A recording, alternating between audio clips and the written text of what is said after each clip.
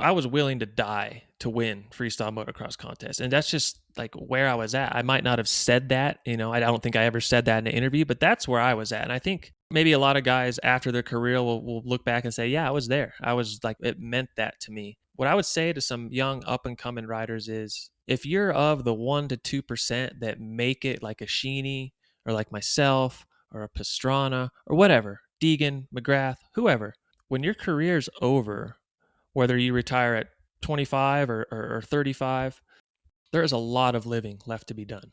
And I never thought about that, not once. I never thought about life post-career.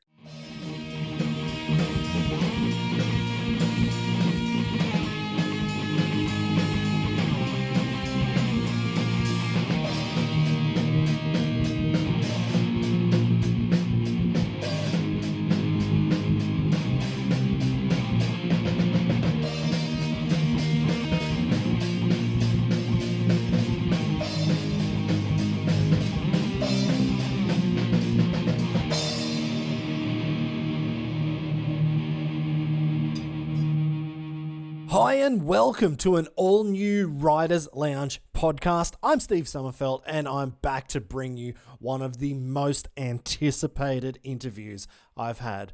And it's with one of the legends of freestyle motocross and action sports in general, Nate the Destroyer Adams. I'm sure 99.99% of you know so much about Nate's career as the Destroyer, taking on the biggest names in the early 2000s and then becoming the man to beat for a solid 10 to 15 years of FMX competition. And I'm guessing he's got a separate garage off the house just for his trophies over the years. But that's not the main reason I wanted to catch up with Nate today. What I really wanted to find out was the business side of motocross and what it took Nate to continue to be at the top of his game while developing a glove-only brand, which had not been done before him. I wanted to find out what led him down this route, but how he could somehow juggle the business side and competitions, training and innovating all at the same time. What building a brand involves, including sponsoring your buddies, who happen to be some of the very best riders / influencers before they were even called that.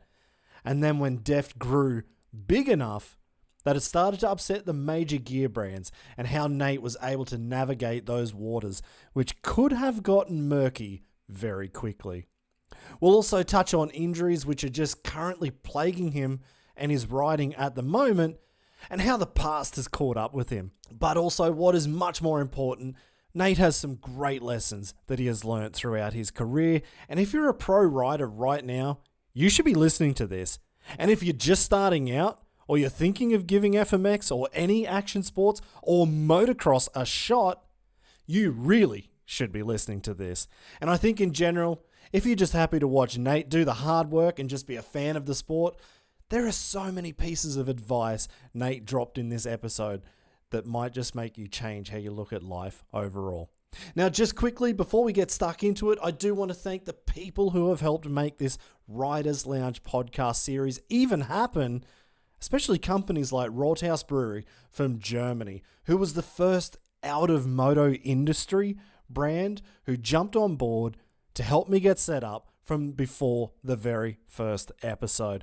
The Tannenzäpfler alcohol-free beers have been washing the dust down after every ride, but more importantly, keeping my voice pitch perfect as I'm doing these episodes like today.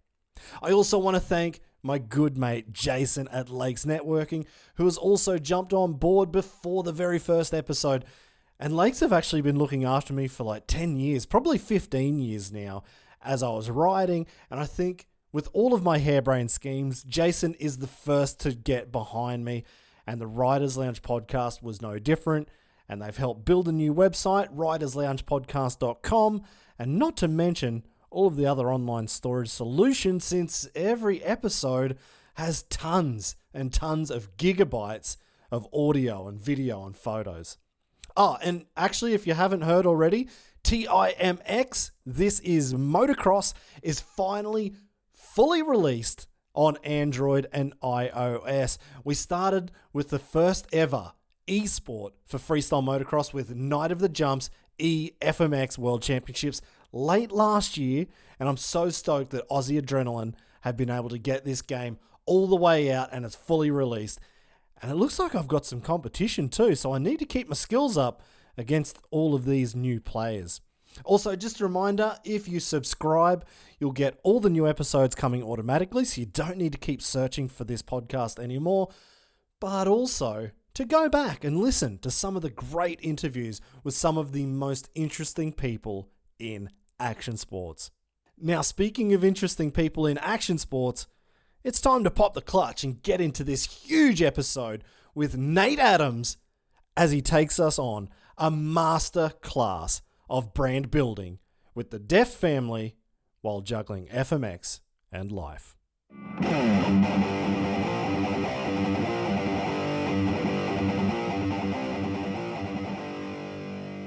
I guess like we were texting, this has actually been a month or 2 or 3 in the making actually to have you on. Yeah. So I'm stoked we've finally made it happen. And it was funny. It all kind of came about because you put up an Instagram post about your hip and needing surgery. And I saw a few other people had replied and I thought, yeah, I'm going to drop a reply here because that's exactly what I'm going through right now. So kind of cool that we've finally got to catch up. No, I'm sorry. My life is, I thought kind of after my career started winding down, like I'm going to finally be able to like rest and have some time to myself. Like, yeah, right. I've never been more busy in my life with the family and finding, setting an alarm here. I'm taking ice off my back actually as we speak here. But, yeah, life is just busy. So it's taken a few months for us originally from this, the original text you sent me to, hey, let's try to link up and talk. And now here we are 3 or 4 months later. So funny. Life's no busy, problems man. at all. You had to set an alarm. How long have we got for this interview then? How fast do I have to jam all of my questions in? Oh, no, I'd say we got a solid hour and a half. Solid hour, nice. I can do an hour and a half. That is Cool. perfect. Okay. No, actually, to be honest, like, we were talking about what topics should we cover because, everybody knows Nate Adams, the writer, and everything you've done for 20 years. And if they don't know it, if you're listening now and you don't know anything about Nate Adams, just go back to, was it 2005 movie, Full Circle. That's it. Thank you. Yeah. You'll get everything from that. But I think for today, we'll just talk about life after FMX. Deft, that's what I really want to talk to you about is the business and All right. how you've gotten into that and injuries and things like that. But just quickly, just before we started this now, you said you were about to do your own podcast because your microphone sounds awesome. You said, where'd you get that? That's a really good microphone. Where'd you get that?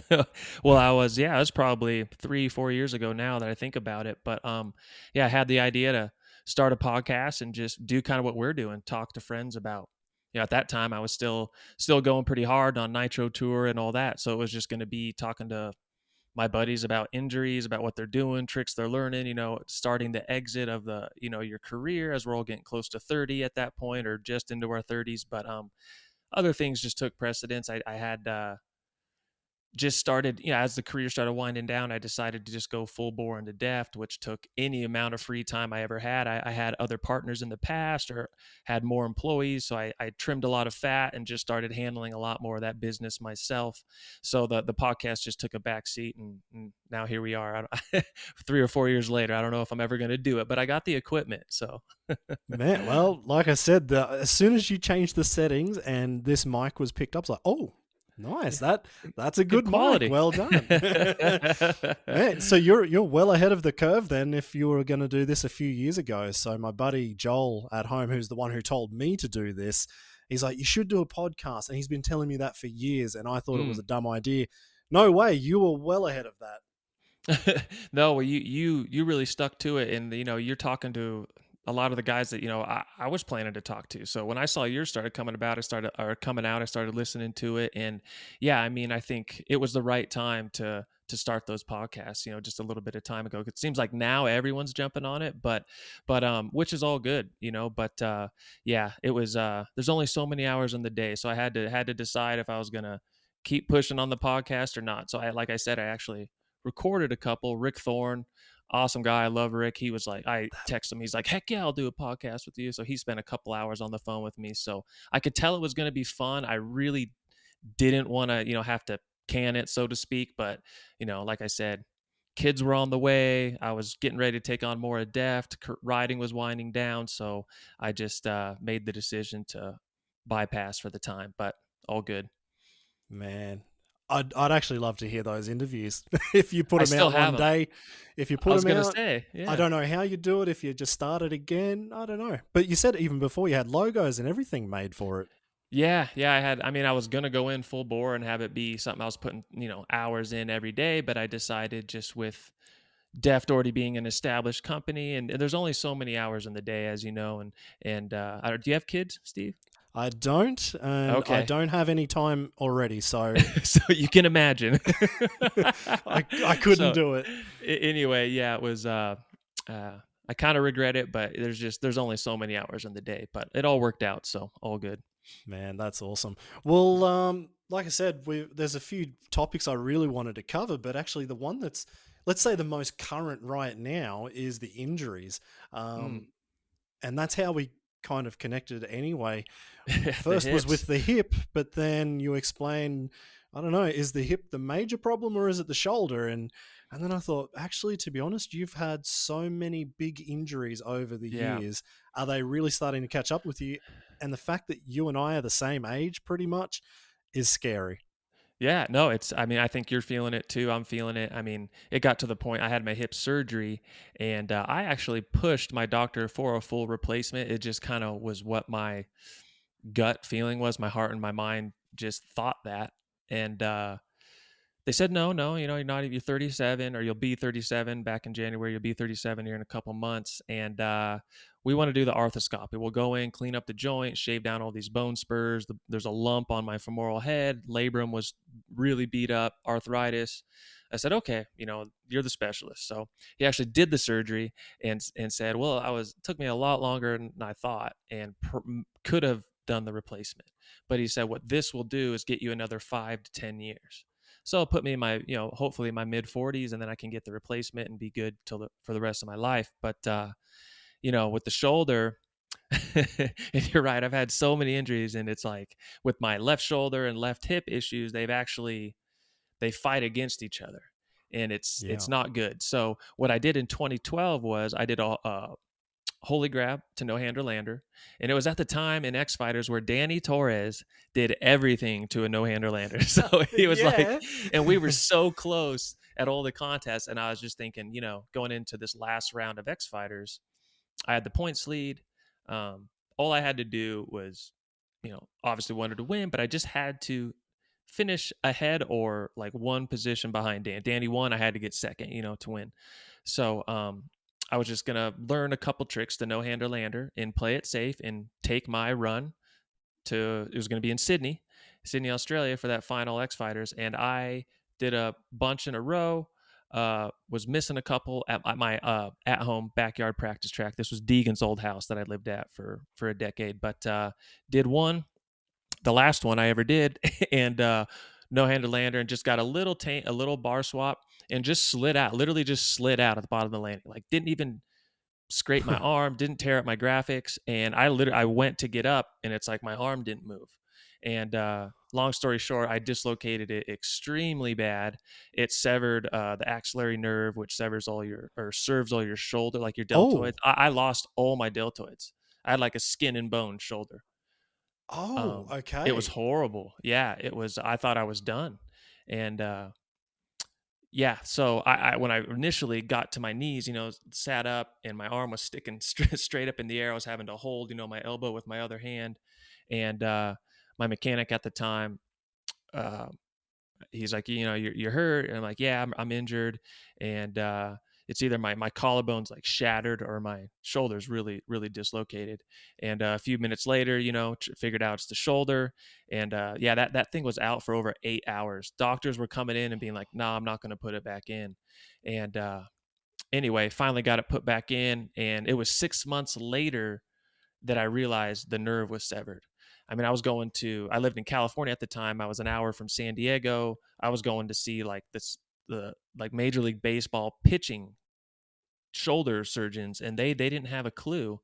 It's kind of Huh. frustrating to me as I look back on it, because it's not that uncommon, an axillary nerve with a shoulder dislocation. It's not common, but it's not something that just never happens. I felt like the doctors should have known, but anyway, that's just, it still kind of bothers me, but it's all good.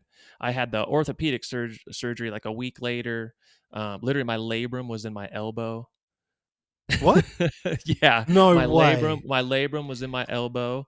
My bicep tendon severed from the top up in the shoulder and was down in the elbow. Of course, I had the axillary nerve completely severed, which I didn't know at the time. And yeah, my shoulder blade was broken, tears, and all my infraspinatus, supraspinatus, all that stuff. It was my surgeon, Dr. Ryman. I love Dr. Ryman, great doctor. He told me it's the worst shoulder he'd ever seen. And I think maybe doctors say that a lot, but I felt like he really truly meant it when he said that to me.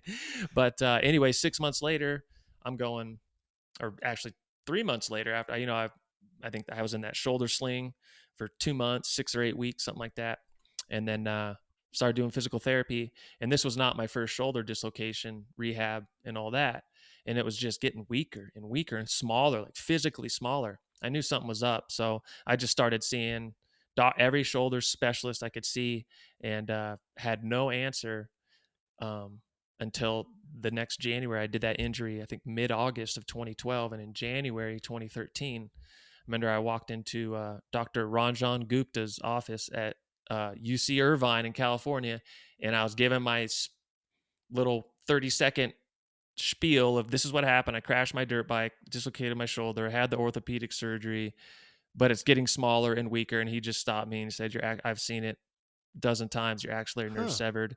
And he scheduled me for surgery like literally a few days later. And I was able to ride X Games that summer, that August, and get a medal, which kind of saved my career, because I had been hurt before that shoulder injury and when made it through that whole X Fighter series. And it was like I was hurt again, and I really was like panicking, like this is going to be the end of me. This shoulder dislocation is going to ruin my career. But anyway, was able to ride X Games, and I felt like that was the savior to my career. But so Yeah. now, nearly 9 years later, I have some of the muscle back in my shoulder, which the doctor said you won't get all of it back, but unless this nerve's fixed, you'll have what you have right now. And I couldn't pick my arm up to shoulder level. I was like paralyzed in my arm. Yeah. And anyway, it was now with the femur break that I did in '04, I did some slight nerve damage to my left hip, so I don't have like a full buttock on the left side. So my left side is beat up, is what I'm getting at. So my Yeah. my low back injuries, um, my left hip injury, and then my left shoulder, they kind of all tie together. So I'm actually seeing a shoulder specialist tomorrow, and a neurosurgeon for shoulders on Monday. So tomorrow's the orthopedic guy. I know I have right now my supraspinatus is off the bone. I have a labral tear. Um, I had a nerve, I believe it's called the nerve conduction test. It's where they put needles into you and they keep Yeah. putting an electric charge through you to see. That was a few weeks ago. And my axillary nerve, which is the culprit for me losing, all my deltoids, is still attached, but working at such a small percentage to what it should be working. It's basically not working. So that was a bummer for me to hear. But the doctor said it could be something where you got to have a surgery to repair it, or they could literally cut you open and it's being impinged Mm. because you've compensated, and there's muscles in your shoulder that shouldn't be this big, and there's muscles that shouldn't be this atrophied. Like when I go to physical therapy, they tell me like your shoulder doesn't work how a shoulder should work, but you still use it. Like you still have good Yeah. range of motion at work, but it's not working how like the therapist says how I've been trained a shoulder works. But anyway, so it's a constant struggle. It's a constant battle. It's always tight. It's always cramping up my neck because I like recuperate other muscles to lift that. My shoulder won't do it on its own, so I'm like hiking with my neck a lot. I have a lot of neck pain. But so the hip's been pretty good since the surgery in January, but with my I have no disc in my L3, 4, 5, and S1, so they're bone on bone, and it's pretty gnarly sometimes. So when when my shoulder and my hip start acting up, my low back instantly goes, and I'm just like, I gotta stay inside all day. I got, like I had just have to lay down ice and just get through the day. And tomorrow's a new day. So, um, the hip surgery definitely like checked a few boxes, got rid of some of the pain, but I can just see with this.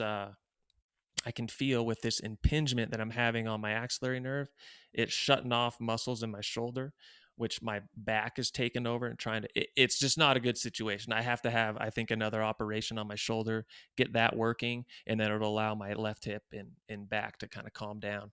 So Wow. that was a lot. It was a ramble. I'm sorry.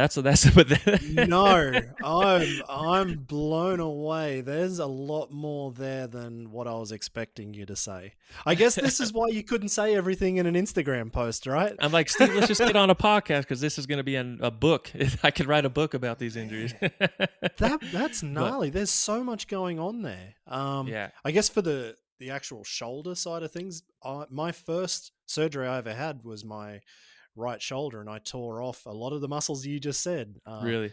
Supraspinatus, infraspinatus, and subscapularis. I tore off the bone.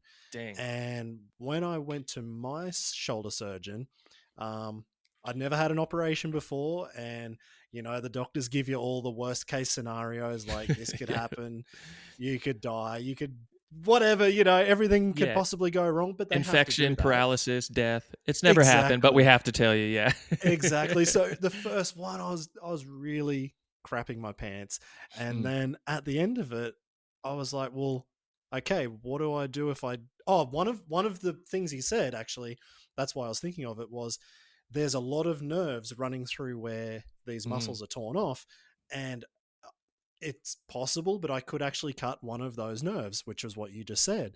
And I was like, huh, okay, so you cut maybe a nerve? I don't want to have this surgery, yeah. Yeah, and I'm like, you cut a nerve, I can't move my arm, so do I do this operation or not? He's like, well, you can't move your arm, so you might as well have the operation. Let's run the risk. So it was fine. Right. He's a great surgeon, but man, Mr. Negativity. All worked out.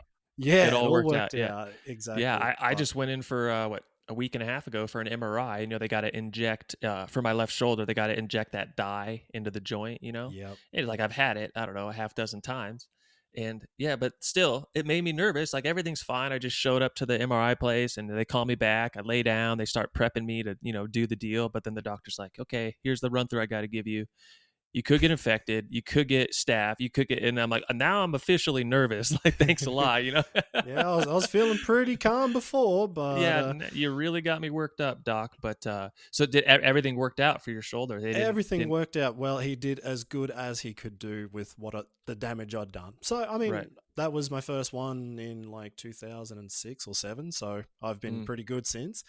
And actually, when I went in, I think it was for I can't remember which surgery, but I went in and I took my wife for the first time.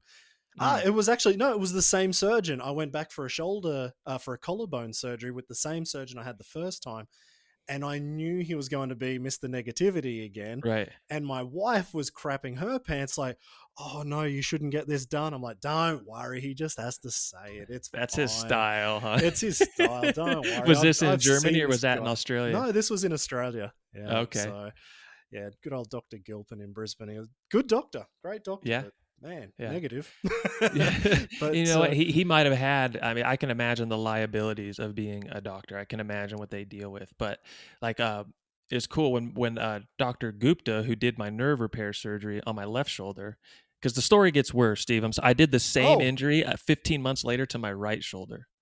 No way. Yeah, but I'll cover this first. So Dr. Gupta is like, hey, you want pictures of the surgery? I'm like, heck yeah, And so he's like, okay, I'll take pictures when I'm in there. I'll send some to you.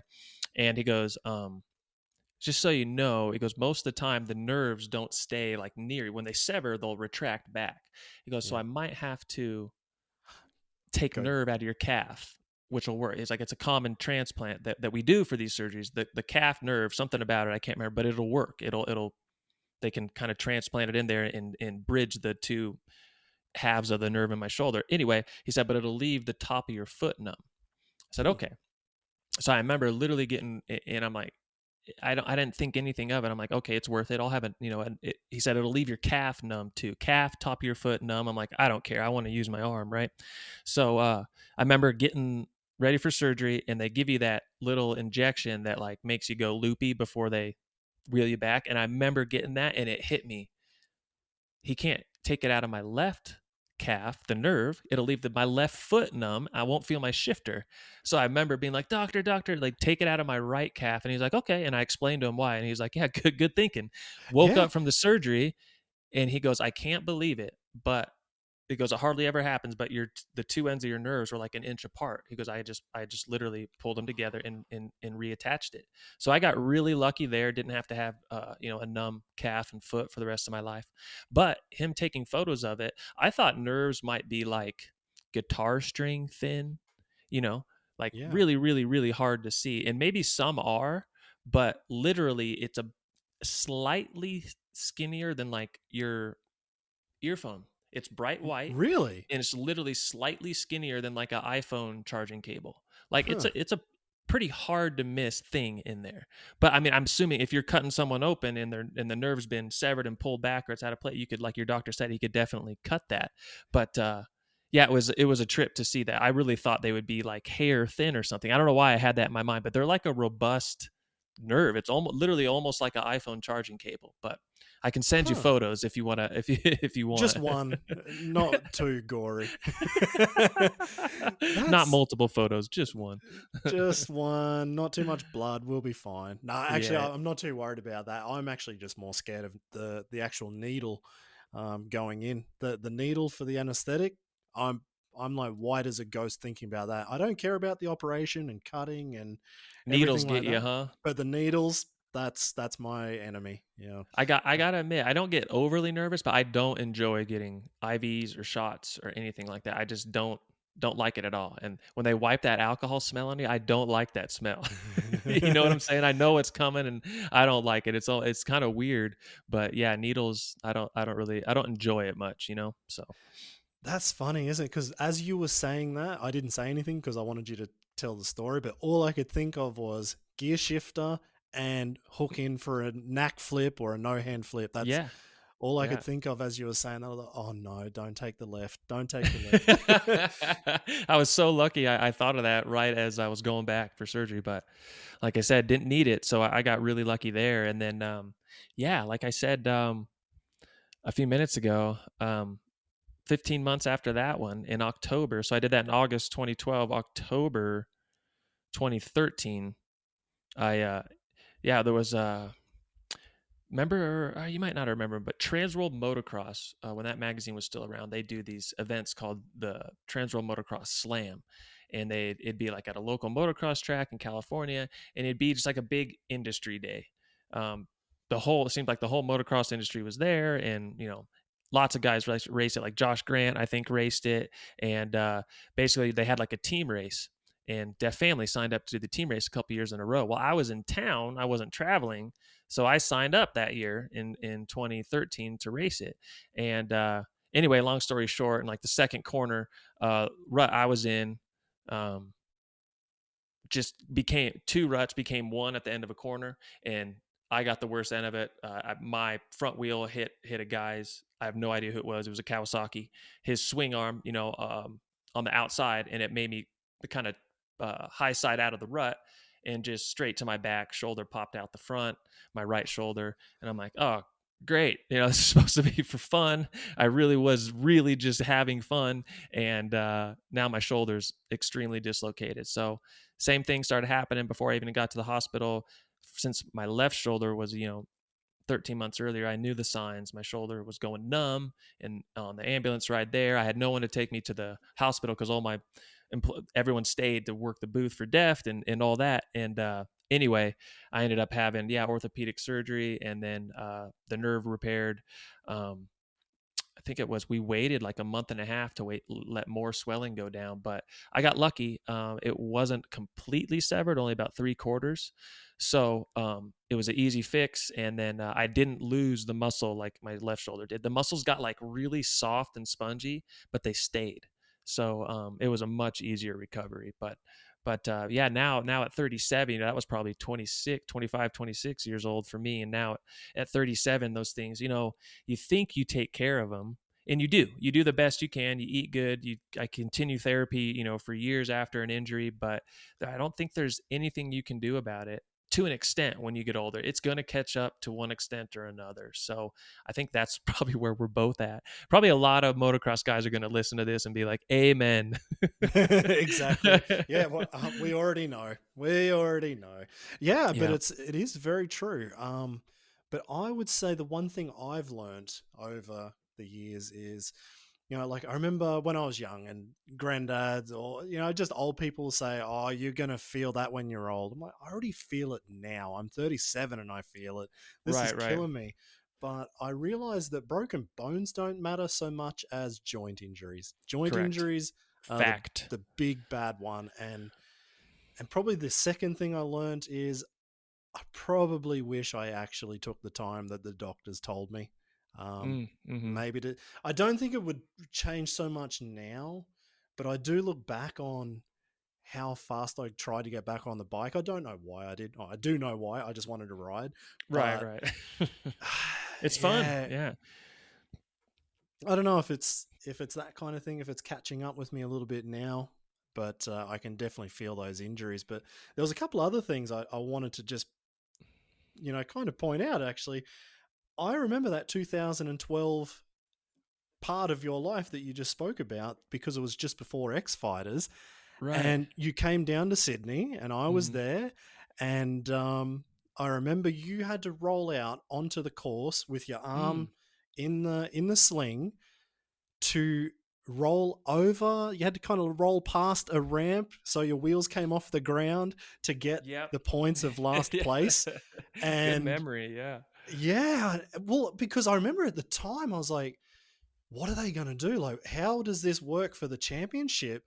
And I did overhear you saying something to the words of, if I just put some pressure on Danny, maybe this changes the whole championship. I don't think it will, but I have to do something, because you were Yeah. right there. You were leading, Yeah. and yeah, you had to do something.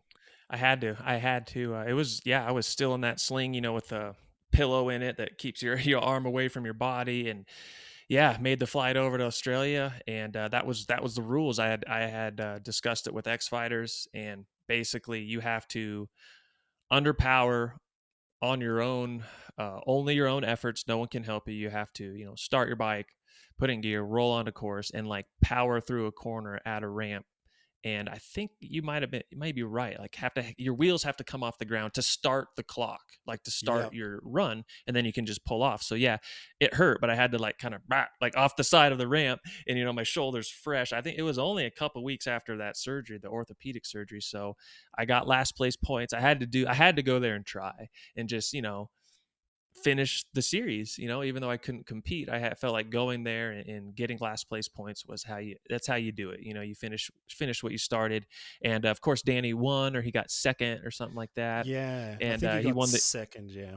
he won the championship. And that's how it goes, man. You got to be in it to win it. And you have a practice crash at home mid season or before the last round. I mean, that's it. So that's what makes the sport so exciting, or one of the reasons why the sport's so exciting. But I did all I could, and that was actually going to be my third championship in a row, third year in a row winning it. So I really wanted it, but didn't happen. So all good. Yeah, it was just a crazy weekend. I know everyone was kind of like, is he gonna do it? What's he gonna do? How's he gonna do it? And I remember, I think it was Jason Moriarty kind Mm, of came up to me and said, yeah, if he just rolls off the ramp, as long as I see the wheels come off the dirt, it's fine. It'll be. And I was like, "Phew, that's a tough gig." Like you said, you even had the pillow in there, so it wasn't yeah. even tucked nicely.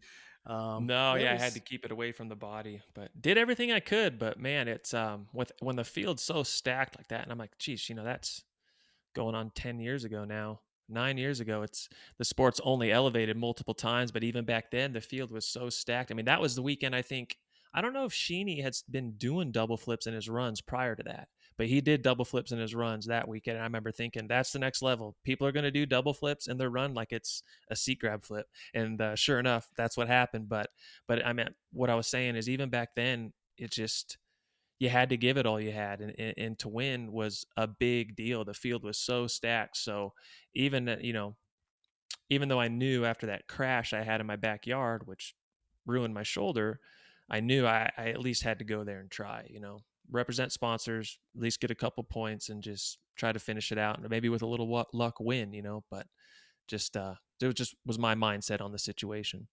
Man, crazy old days. Well, probably we'll touch on that a little bit later on, actually, your All right. feelings about those old days. But like I said, one of the big things I wanted to find out from you on this chat, like I said, we know Nate Adams, the rider.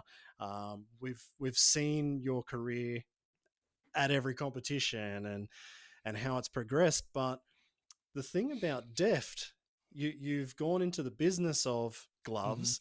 You've gone into Yeah. the business in freestyle motocross, and I find that very interesting.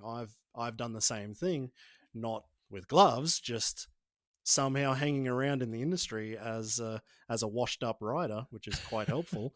But yeah, I just wanted to find out very quick because I did listen to the Luke Nessler interview on Moto Marketing. It was Racer Oh, X okay. podcast, and Yeah. it was awesome to hear that. So if you're listening now, once you finish this interview, go and listen to that one. I really enjoyed it.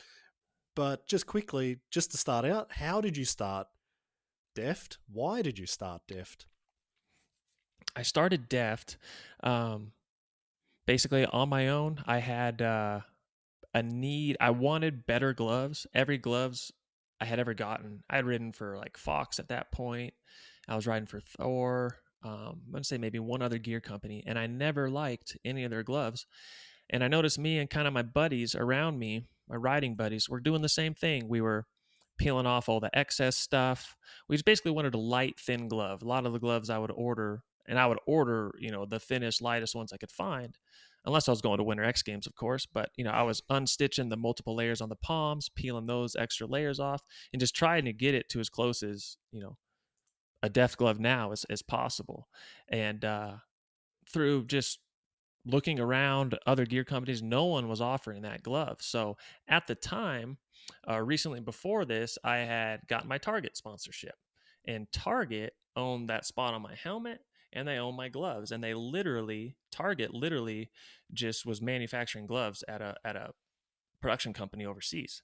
And when I came up with this idea to start a glove company, and just start real small, see what happened, see if other people liked it. Because all my buddies loved it. All my buddies were like, yeah, we're thinking, everyone seemed like they were thinking the same thing as me, just there was no company making that glove. So I asked Target and said, hey, do you mind if I take over making my gloves? I'm going to start a glove company. Your logos will still be on it, obviously. And they were like, one less thing for us to do, of course. Like, take it yourself. So I had a gloveless contract with Thor at the time.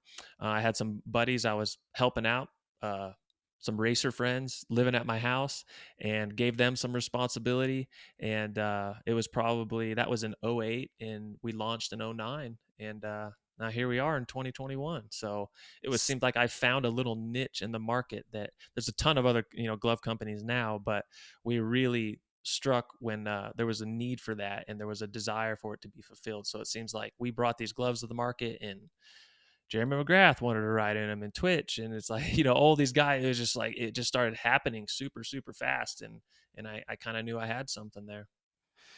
That's pretty unreal. What I'm wondering though, like, did you have any background in, let's say, pulling gloves apart, or was it just purely, it's not how I want it? Like, did you have any business experience before you started this? Did you have any No. dressmaking experience? Like, was there any experience before you jumped into this? None, no experience. None. I mean, I started doing contests my 10th grade year. And so Wow. when I graduated high school, I literally left the day after my high school graduation to Hawaii for 4 weeks of demos with Drake McElroy, Jeremy Carter, rest in peace, Jimmy McGuire. Everyone kind of flew in. Me and Drake were there the whole time, but everyone flew in for a week or two or a couple days. Deegan came for a little bit. But so anyway, I went from 10th grade starting contests, I'm living my dream, to straight into more contests after high school, and then just into my 20s. And then I'd learned a little bit about business with sponsorships and just responsibility, booking travel and hotels and just organizing my life. And it's, as you know, it's a lot more than what meets the eye. It seems like a simple life. It's a lot. Living the life of a freestyle motocross rider is very busy. But so I learned a little bit of things, but I had no formal business experience or anything like that. And there was definitely, especially in '08, when I was like getting sample gloves made and having them sent back, they were like, you wouldn't even use them for like gardening. Oh These were no. like, my ideas were not really, there's a language barrier with the vendors overseas and stuff, so I had to learn all that stuff. And it just started getting a little bit better every sample run, a little bit better, a little bit better. And then finally had some I could ride in, and made some tweaks. And it was definitely, when I look back on it, it was definitely me winging it and just having a desire and kind of a vision and just keeping going forward. And took some money, put some money into it at first to get it going. And, but that was just it. I wanted something like for this time of my life right now when I'm winding down. And I don't want to do a front flip no hander, and I don't it just happens to everyone. I remember when my generation came up, the Degans and the Metzgers and all those guys, it just happens. You get pushed out by the younger guys, and I knew that day was going to come. So I wanted a company to keep me in the sport. And here we are. So Far out. Actually, that is quite scary, I guess. You had the idea, you knew what you wanted, and you're getting samples back that are not what you had oh planned. That yeah, would have been scary that you even put the money in to get the samples done or whatever it might be. totally. It was yeah, I had that time of being a little bit of money in and thinking, okay, like, can I really do this? Do I have the time? Is it worth it? All those things multiple times. But just kept chugging along, and it was motivating and a boost of confidence for me to keep moving forward when other riders would be, hey, I can't race in them, but I want like I want a couple pair of gloves to practice in, or things like that. When top racers are saying that, and freestylers, so I always had these little bits of when times would kind of get low, or I'd have a difficulty, or just not sure if this is what I want to do. It's been a lot of time for a year. I'm not making any money yet. All those things, but there'd always be a little something that kind of kept me going, and I'm glad I did, because it's hard to start a business, to have it be successful, and then keep it going. I was always told when I Absolutely. first started, like if you can make it past 3 years and be successful, then you have a good shot. So when I made it past that 3 year mark, nothing got easier, but I at least felt like, okay, I've made it past that mark of 3 years. Most businesses fail within the first 3 years. So anyway, it was I had chances to quit, but it just I just never did. It didn't seem like I wanted to be in the industry, in the motocross industry, even when I wasn't riding, or was just riding for fun and not competing anymore. So I'm glad I stayed with it. And I still, it still gives me a little, like, puts a smile on my face when people will be like under one of our posts, or I'll see someone will recognize me in public, and they'll be like, hey, you own Deft Family, huh? Yeah, you guys were the original glove only company. I'm like, dang right, we were, because there's like 100 of them now, but we were the original. So it's just a little feather in my hat. And also it's I make a living, so it's great to have that. Man, you're absolutely right. You were the first, and you're still there. Not only were you the first, but you're still doing it. Mm. But being the first, how did you even start to get your gloves out there into the marketplace? Like, I remember when they first came out, and I was like, why would you get gloves that's not with, like if I had Fox gear, You I want have to Fox have Fox gloves? gloves. Come on. What's this guy think? No, it wasn't like that. But I did wonder at the time, would it translate? Would people just go for Mm. gloves only? But then you had cool designs, you were doing it, so of course there was a name behind it. But how did you Right. get it out there? What was that moment like? Because this is not in 2021 where you can start a brand on in like Yeah. 12 hours and you've got stuff going straight away. No, Like yeah. back then, this is a real deal. No, you couldn't form an LLC online. I actually had to go meet a lawyer and form the LLC and all that. And it was just, yeah, it was a lot more stuff in person. And to the young bucks tuning in, we didn't have Instagram and Facebook and Twitter and TikTok. We had ESPN and NBC and NBC Sports and all these networks. So your time on their TV on the screen, your big screen was your value. So it was it was tough, but because I have um, relationships in the industry through sponsorships. Guys like Dom Maeda from Trans World Motocross was huge in and just like, hey, send me 10 pairs of gloves, and everyone in the office who rides mountain bikes or road bikes or motocross gets a pair, and then it's in Trans World magazine. They're doing reviews on it. I was sponsored by DC Shoes, one of the best sponsors I had for like 14 years or something. But they wanted to do a collab, and then it was like McGrath was riding for DC Shoes at the time, and Travis Pastrana was riding for DC Shoes at the time. So we got a collab glove with DC Shoes. So boom, McGrath and Pastrana are now in Deft Family gloves. It's like it started happening so fast, and it was like it's X Games, and Travis. I still remember it, in 2010 threw up his gloves into the camera, and it was like almost instant. You could see the results like coming in from Travis having our gloves on a my glove brand on his hands, and then it was those things started happening. That's like Steve Jobs having Bill Gates put, the Apple computer up or something. Like, how It's like, cool is that? it was rad, and I was lucky, and all these things fell into place. And Travis didn't have a gear deal. He I remember that year. I can't remember what brand of gear it was. I can't remember, but he had all those logos, removed professionally, so it looked nice still. But he had his, his sponsors that were still his sponsors, but not a gear sponsor, gear brand all over his gear. And then he had the DC thing going. And I was, Deft was the glove maker for the DC collab, and we had shoes and hats and T-shirts and gloves that all matched. And McGrath's riding in them, and we're doing ads with McGrath, and Jeremy's coming to ride at my house, and Travis is pumping the gloves, and then Taka wants to ride it, and Twitch wants them. It's like, of course, I'm just having this free exposure like crazy, because all of a sudden I realized everyone hated their gloves from their sponsorship as much as I did, and that's this I'm onto something here. So it just really, the first 3 years, like I said, were just hard, but at the same time, I look back on it and it could have been way harder, because I had so many good friends helping me out.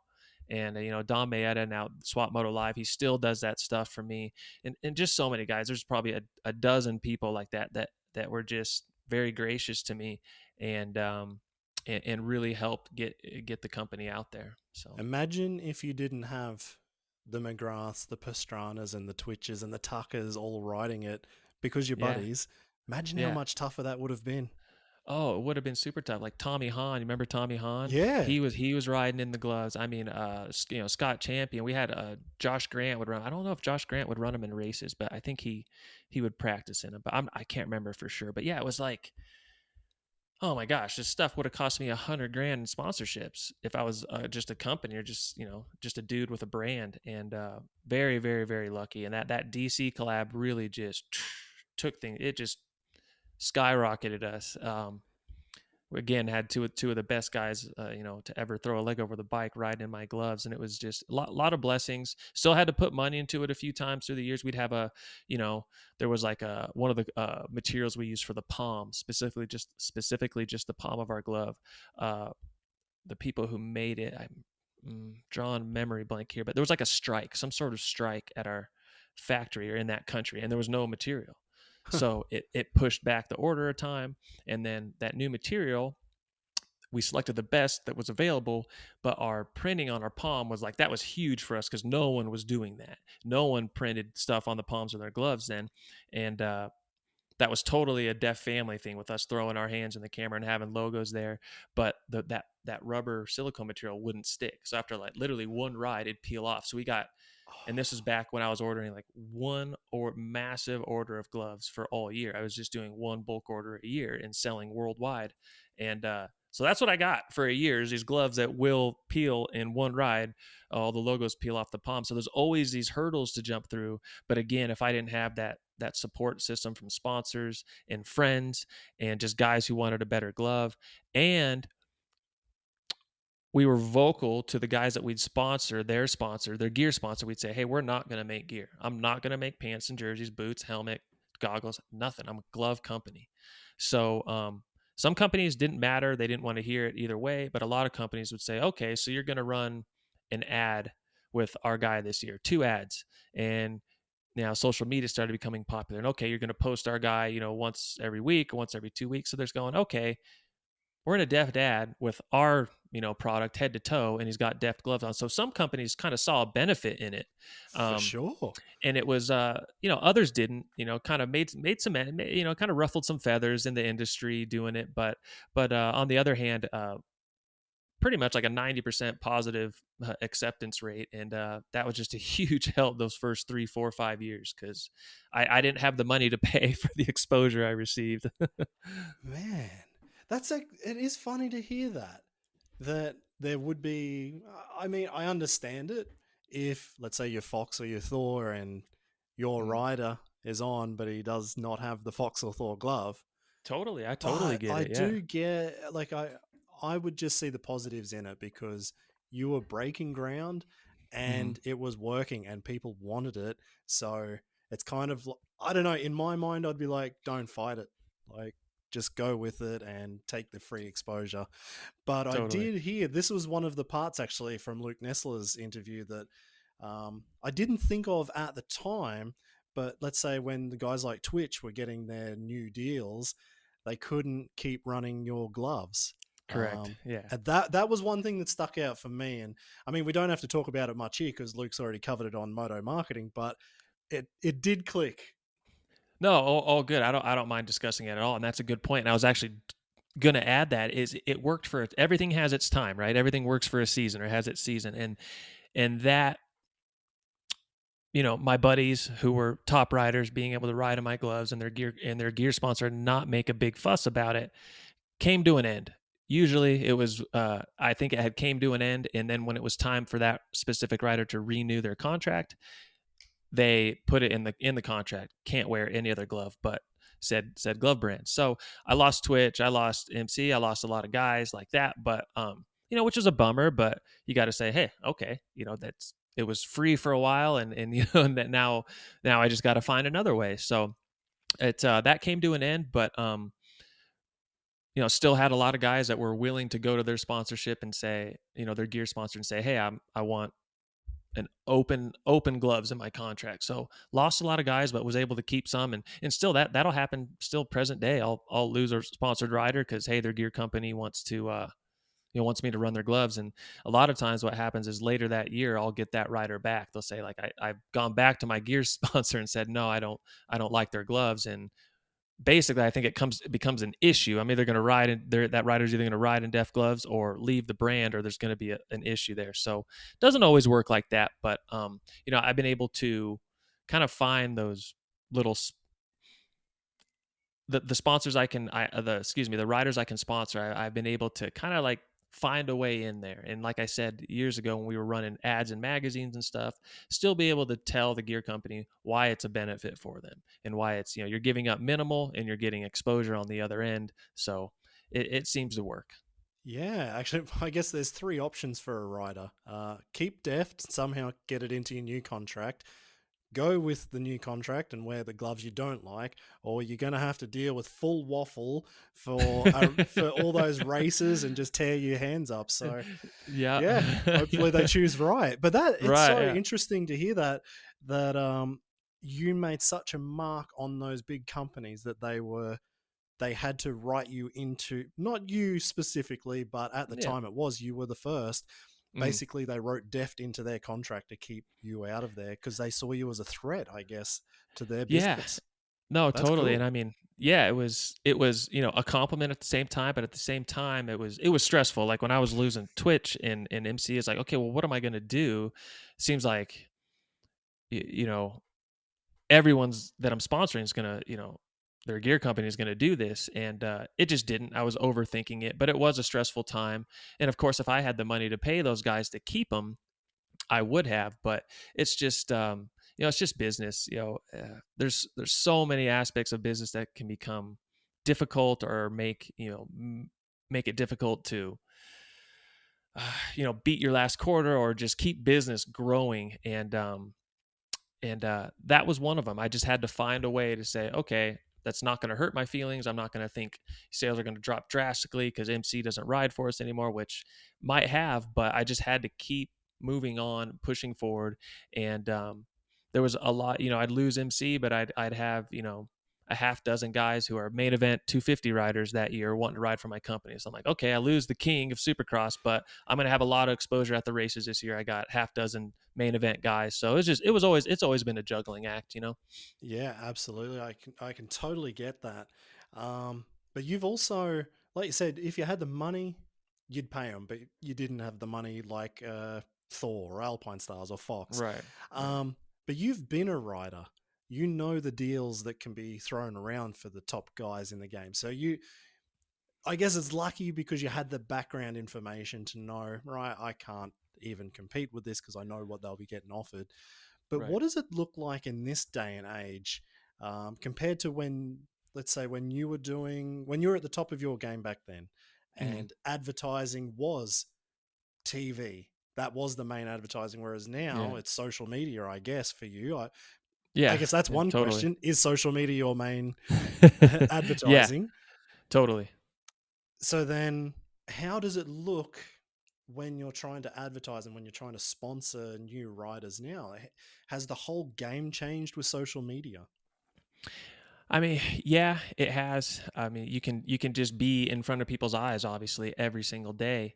But you know, when I was writing, I wish all the social media kind of started 10 years earlier because I just felt I could have built a bigger base for now, post career. But yeah, you can't think like that. But things were, I would say, a bit, you know, eh, harder but easier because when I'm competing and I'm pushing my own brand and I'm winning or I'm on the podium and I'm holding up my gloves and then I can go back and talk about them to a spot to a rider or whatever the industry about my business and I'm just in the mix. I'm winning an X Fighters championship, getting an X Games medal, makes things easier. But when you're kind of out of the limelight, I have a lot more time for the business. But again, I'm not a heavy hitter in the riding industry anymore.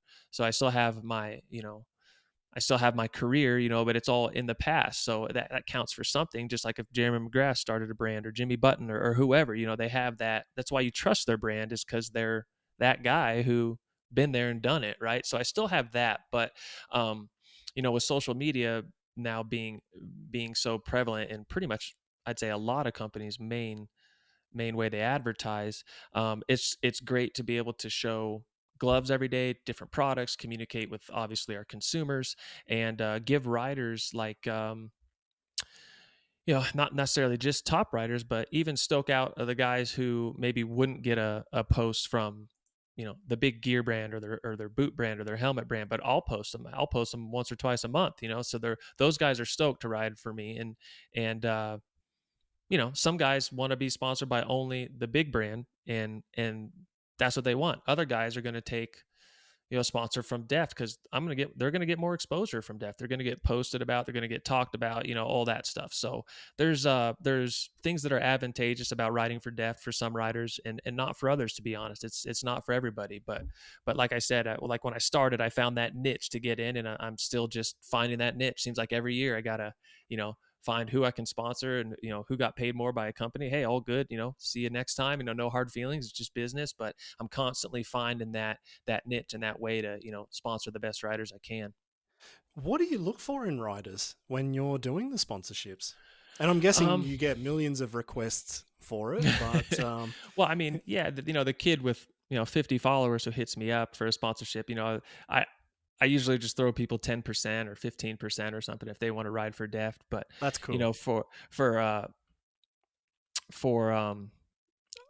you know like a professional rider, um it's got to be something where they're a guy who wants that. Some guys still want a heavy, bulky glove. There are those guys out there that just prefer that. So if for a rider to come ride for us, you know, he's got to know he's riding for a somewhat smaller brand, but he's going to get that. He's going to be treated like, like a top rider here. And I take, as being the business owner, I take pride in that. Not just responding to Daniel Sandoval and our top BMXers and motocrossers, but getting back to everyone. So yeah. Man, your email list must be so long then if you're getting back to everybody. You know That's what? I kind of impressive. lost track of your original question on that one, Steve. Sorry, can you Uh, say it again? Close enough. It was good enough. No, it was what Okay, do you look for in the riders when you're that's looking right. to sponsor them? That's right. Well, when I'm looking for a rider to sponsor, I want someone who's going to represent the brand well, and not just my brand, but just themselves. I look for someone who's got a certain level of maturity, and obviously every age level is different. But I don't want someone who's going to go and deface my company or get caught doing something silly, even if they are twice as good as the next rider I'm thinking about sponsoring. I really just want my brand to be shown in a good light all the time. And I know that's not always possible to be in, but I just don't want to have someone who I'm going to think is a liability, or who really just doesn't clash with the style of who does clash with the style of the brand. Maybe someone who's, wild or vulgar or something like that. And with me being a Christian, I do want to keep things a certain level of clean. And I want parents, now that I'm a parent especially, I want parents to know their kid can go to the Deft Family website or a Deft Family Instagram or Facebook, and they're not going to see or hear or be exposed to anything, you know, negative or lewd or crude or anything like that. So when I'm looking for a rider to sponsor, there's definitely some criteria they got to meet. And of course they got to, if I'm going to sponsor them full bore and go all in, then they got to be, a certain level of professional, and they got to be, got to be riding at a certain level. I think this might be the first podcast that I've released. We haven't got to the end yet that I don't have to say it's explicit. Normally you Oh have yeah. to, yeah. When you upload, you have to say, is there swear words? Is it Mm. explicit? Blah blah blah. I don't know. Does crap count? I used crap twice I know. I don't before, think crap's and I total think I PG. think crap's okay. And so I think maybe today will be the first Oh well. Right non-explicit one. on. Hey, well, this is actually something I had to really, really learn as a writer myself. Learning, watching you guys when I was trying to do this, and then when I got more into the TV side of things and the commentating and interviews, I had to really stop my normal language that I'd use at home on the farm. Like, Yeah, yeah, yeah. you can't have farm talk or shed talk around a microphone. So I really had to learn to switch to professional mode, and then Mm. I can go back to just saying what I want to say with friends. Right, right. Yeah, so actually that's one thing that I really did. I saw it front and center with Brian Deegan. It Mm. was 2000, I think 2006 or 2007, and me and my friend Pete Anderson, we drove down to Melbourne to do a competition, and Deegan was turning up. I might have even said this on the last podcast. I don't know. I feel like I've told this story recently. You having deja Hopefully, vu? yeah, I do. But I remember Deegan turned up, and so the first time I met him, and Pete and we were like the two young guys who qualified to get there, sort of thing, and I couldn't believe how normal he was to talk to. Mm. Um, Yeah. just as he was putting his boots on and putting his gear on, and we were talking about his home compound and the wind that we had that day in Melbourne. He's like, yeah, I get really bad wind at my new place, and it's in the valley, and as soon as a camera turned up, I could see this cameraman coming, and I Uh-huh. guess before the red light went on, Deegan just like like a light switch into, oh yeah, we were throwing down, it was going big, and like the showman came out, and Totally. just like that the show was on. And as soon as that interview was done, he came back to Pete and I, just like a completely Turn the different switch off person. again, huh? Yeah, he Yeah, switched it yeah. off, and oh yeah, so no, so we built this, and these are what we're doing, the jumps. And it was like the first time I really saw that side of the riders and the professionalism, or what you Mhm. need to do in the right circumstances. And so I had to learn it, and I had to see it, and I had to do it myself.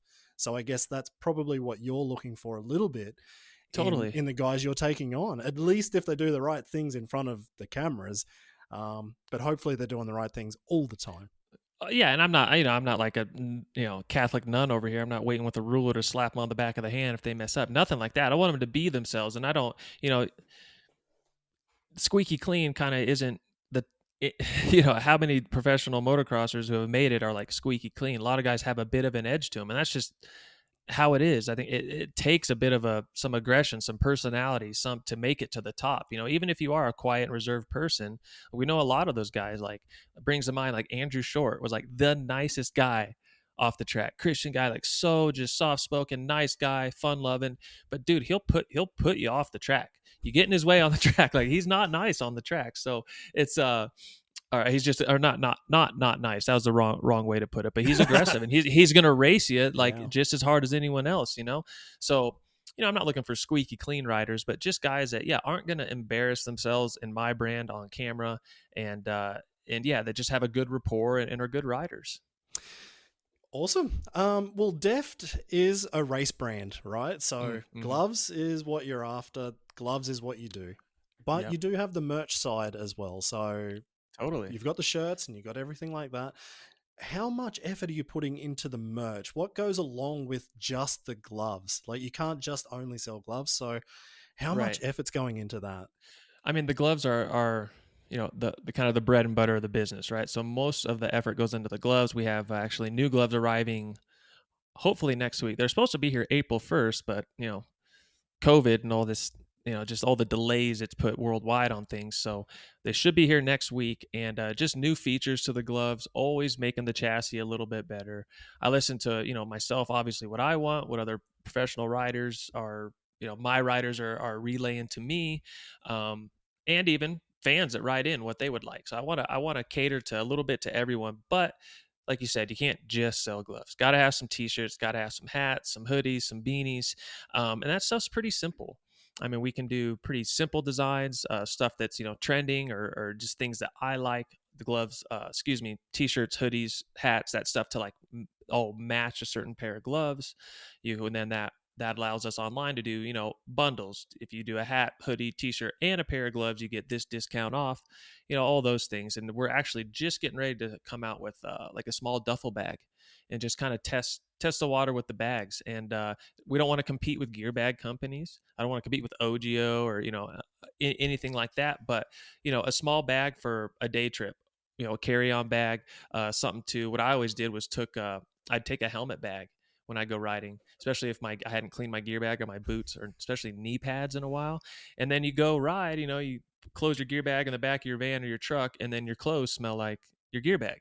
Oh So yeah. just you can put your clothes in this small duffel bag. So we're going to test the waters with little stuff like that. But the gloves are the bread and butter, and that's what I don't want to stray. I thought about doing goggles. I thought about maybe just a jersey, knee brace socks, things like that. But Oh yeah. I think just I don't want to steer too far away from what the customer knows Deft Family to be. Don't Yeah. want to water down the brand, but I think we got new gloves coming out now, new merch on the next couple weeks, excuse me, and some new bags. So that'll be good for now to see how those go. Yeah, and you don't want any OGO contracted riders just dropping off now because they the OGO's scared and you're not they're not allowed to have you. Yeah. So how fast do you have to change everything right now? Like with are you on Shopify and Facebook sales and YouTube, hmm the decks and everything like that? How fast do you have to keep up with it just to stay relevant? It's kind of crazy how fast it changes. It's always something. Yeah, I'm on Shopify. Facebook Marketplace, or excuse me, Facebook, selling through Instagram, Facebook, Twitter. Um, it's always something. You always got to update something, change something, so you kind of don't get left behind in that digital space. But like I said, what a blessing. I mean, if this was 20 years ago, with how, like we discussed at the beginning, with my body right now, I usually ice my back like 3 to 5 times a day. If I had to retire and just go like swing a hammer with a bunch of 20-year-olds and work construction, I'd be broke and I'd be homeless. Like, I could not do it. I just, my body, I could not last a month on a construction job. They just have to drag me out of there. So what a blessing to be able to work from home. I was doing this before COVID hit and all that, but to have everything at my fingertips, so to speak, and at the keyboard here, social media for myself, for my brand, and that's how I get by. So I'm very, very thankful for the internet online, how just connected everything is, and how it's like I said, it's always changing, but it's easy stuff. You just got to stay on it. You got to know when you got to make that update or change this or that to keep your account relevant or not get left behind or not be able to post your products or whatever. So you just got to stay on it and be diligent, but it's so much easier for me than having to own a storefront like a brick and mortar shop and having to manage that. And so it's what a blessing. Yeah. Man, how many guys do you have in your team to do all this, or is this a one-man band? Nate Adams is No, it's not. dealing with It Amazon was. and everything. It has been for certain different times throughout the life of Deft Family. It has been a one man band, and sometimes for up to like a year, and that was crazy, Steve. I was training, riding, coming home, like literally eating a sandwich in my van in the office, straight home from riding, training, just straight into the office till midnight. Yeah, there's been some crazy times where it's just I needed help but didn't have the resources to hire it. Um, Brought on partners, had partners leave. Just what a mess. So now where I'm at right now is I run a majority of the business, but I do have hired help for warehousing, shipping and receiving, returns, those things, even like assets for posting, photographers, and then I can send content or send product to photographers who will produce the content. I approve it, and then I'll have someone like an animated post of like the glove in like five different positions, turning palm open and then like spinning 360. Like I don't have the time to make all that stuff, but I can hire someone to make that, and then I do all the planning of the posts, approving designs, and yeah, it's almost like a one man band, but I just can't do that anymore, especially with family and stuff.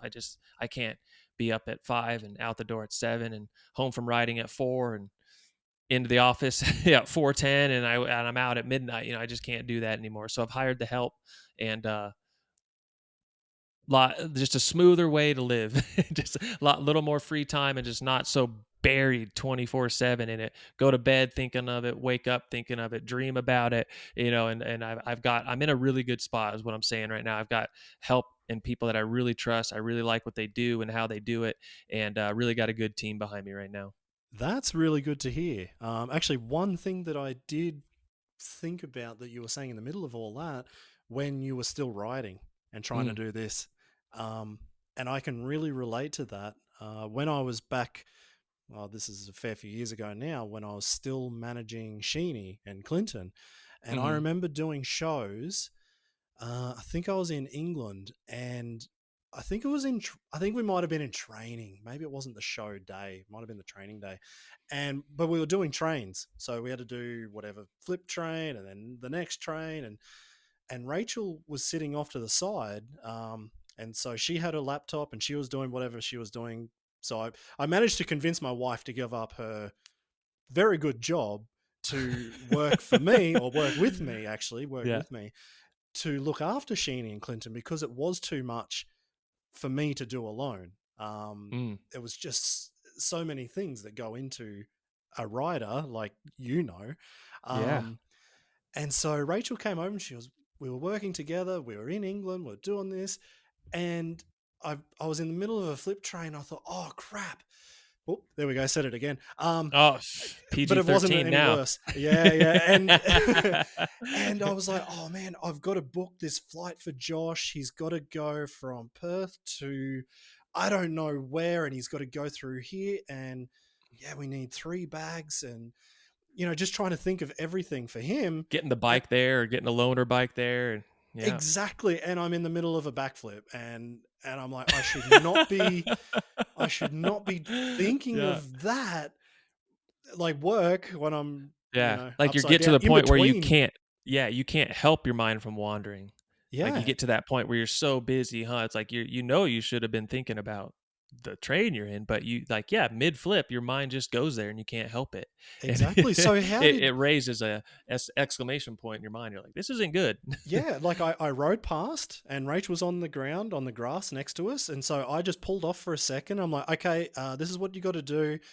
Book this, and this. And then I, went straight back to the run up and jumped in the Right. next train. And it was only after we finished, I was like, that's probably not very good. That's not healthy to be not thinking about the job of freestyle. And not that it's a job, but I'm not thinking about what I'm doing right now. I'm thinking Takes about all your focus. Yeah. exactly. So how did you find that trying to run Deft while trying to be at the top of your game at the top of the game? Like that must have been a completely just another level on even what I thought was tough. Yeah. Well, I mean, like what you just said, I mean, you find a way, like you had that mental thought mid backflip, and on your way back to the ramp before you hit it again, you let your wife Rachel know, hey, this is what needs to be done. And I was just in that mindset for years, that it was just things that needed to be done. And again, the thoughts were coming up during that time period. Should I be doing this? Should I give it up? I mean, but I've come this far, like give it up now. Like how can you really quit a brand? Like, can you stop running a business and then start it up years later and have it still be successful? And I don't really know. So this is a big risk to kind of, I mean, I definitely at some points was looking for relief. I wanted some time. I wanted more time to put into my body. I didn't know how bad it would compound, to present day in the future, which is present day.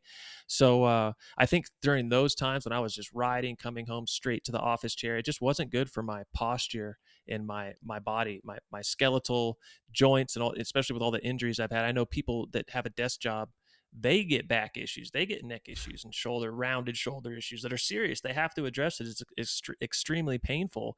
Yeah. Now we're Yeah, I both think throwing our you're shoulders reminding back. me We're now. I yeah, need we're to sit minding back. ourselves here. Yeah. But I was just in that headspace, like treating Deft like the next competition, like how I rode. I just wanted to be all in or nothing. And I've said 5 times in the last minute, but I just stayed in that headspace and really didn't look up for a number of years. And like I had touched on previously, I mean, I had partners. I brought on partners when things got too tough, thought I was making the right business move, but it went south very fast. I lost friends over the deal. I had to kick people out of my house that were just mooching off the brand, and it just a lot of negativity.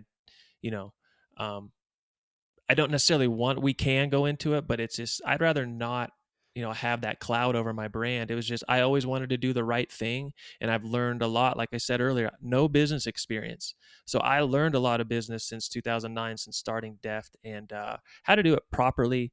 And, you know, learned a lot, long story short. So, again, I just stayed in that place where I had to, in my head, I had to make Deft work. I had to make the writing just continue on and try to win as much as I can. I was starting to win less and less at that point in my career, but knew, I just wanted to keep riding and competing, and knew I could win once or twice a year. And that was all good.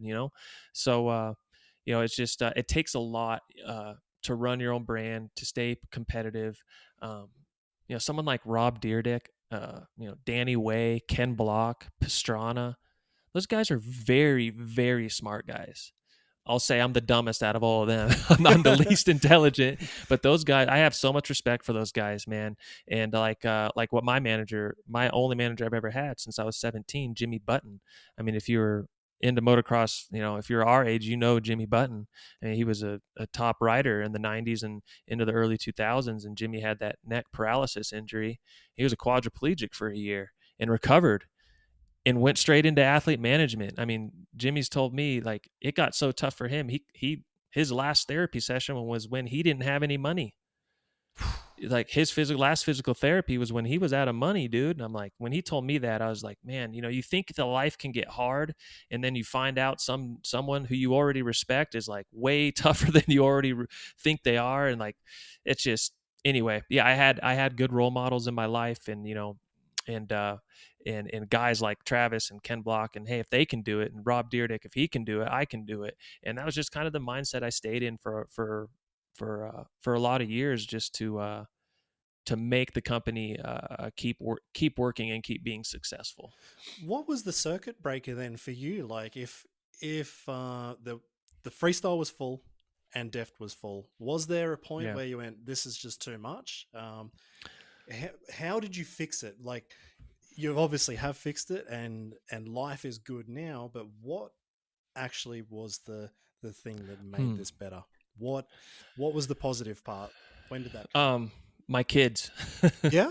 my kids came along, and me and I got married, fell in love, got married, and we decided to do just some time with us. We were late 20s, early 30s, and so we did a year. I think I might get in trouble for this, year or 2 years, no kids, can't remember, it's a big difference, it's a year.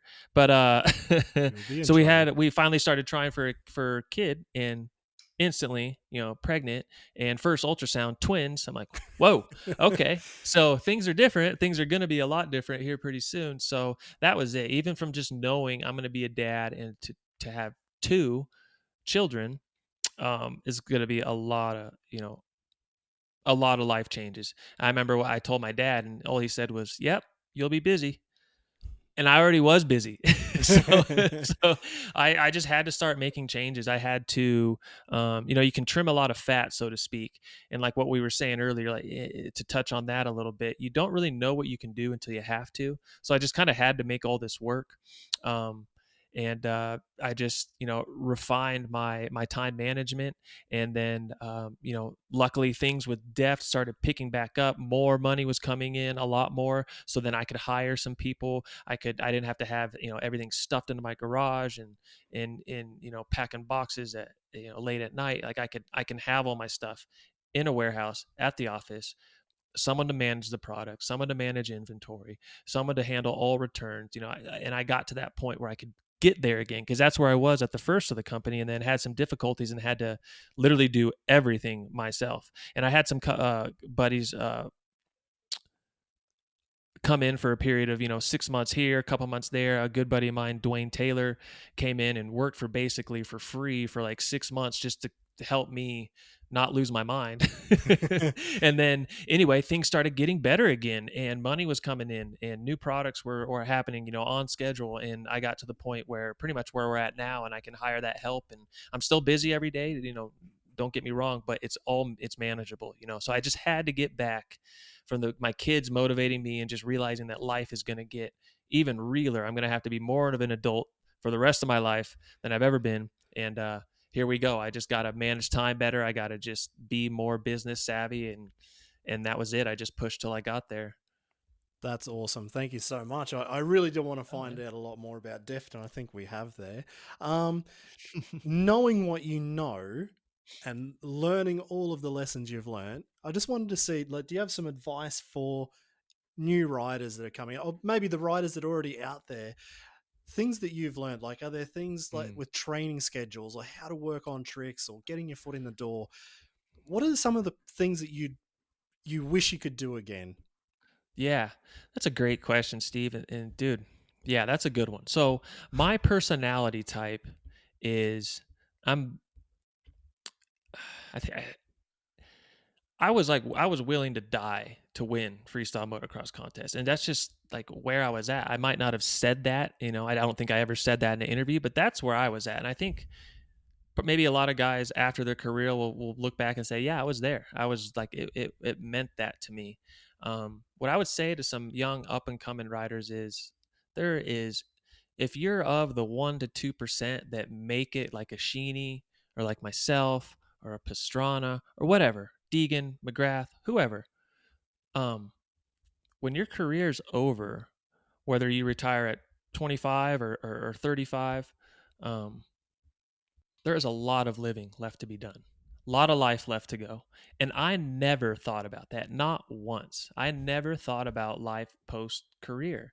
And I mean, that might be a bit of a stretch, but what people would say, what are you going to do when you're done? I say, I don't know. I got, before Deft, I'd say I might start a company and stay in the industry. Or, even after I started Deft, my answer would be, well, I'll have Deft. And so I wouldn't say I didn't think post career, but I didn't really think like of the details and the injuries, like we were talking about earlier, and me and my brother were talking about recently, what you do from 19 to 32, 33, you kind of deal with for the rest of your life. Like the physical stuff you do Yeah. to your body, the injuries and the how many times you hit your head, that stuff matters when you get to 37. So what I would tell the young bucks is, I wouldn't say, I'm not saying pump the brakes at all, because that drive, that desire to be the best, it's what makes young men and women go out and win Olympic gold medals and X Games gold medals, or serve their country and join the military and be special forces or whatever. It's that drive in a young person. I would never want to snuff that out, or you know,